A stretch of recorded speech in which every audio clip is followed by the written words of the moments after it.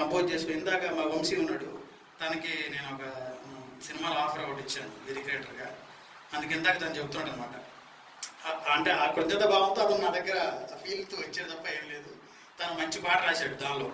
అంటే స్త్రీ గురించి, అంటే ఆడదాని గురించి, అంటే ఆడదంటే అవల తవల అనుకోవడం కాదు, ఎంత అంటే ఆదిశక్తి ఆడదంటే అని ఒక స్త్రీమూర్తి గురించి చాలా గొప్పగా రాశాడు తను ఆ సినిమాలో. నెక్స్ట్ మంత్ మేము ఆడియో రిలీజ్ చేస్తున్నాం. అది బహుశా మీ అందరికీ నచ్చొచ్చు అని ఆశిస్తున్నాను. తను రాశాడు. తర్వాత ఏంటంటే ఇందాక తను పాడిన పాట ఏంటంటే నేను కంపోజ్ చేశాను, తను రాశాడు. నేను ఒక సొంత యూట్యూబ్ ఛానల్ పెట్టాను, బీపీఎస్ ఆడియో వీడియో ఛానల్ ఒకటి పెట్టాను. ఎందుకంటే సినిమా సంగీతమే చేశాను ఇప్పుడు దాకా.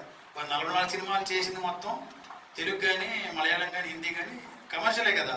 సినిమా పాట అంటేనే కమర్షియల్. కానీ నేను కళాకారుడు పుట్టినందుకు సమాజానికి నేనేమి సేవ చేయలేను కూడా.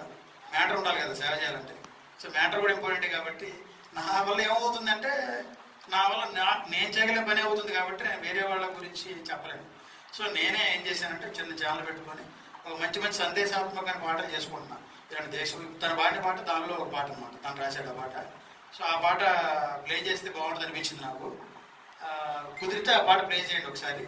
దాంతో నేనే పాడానని మీరు అందరూ అనుకోవచ్చు.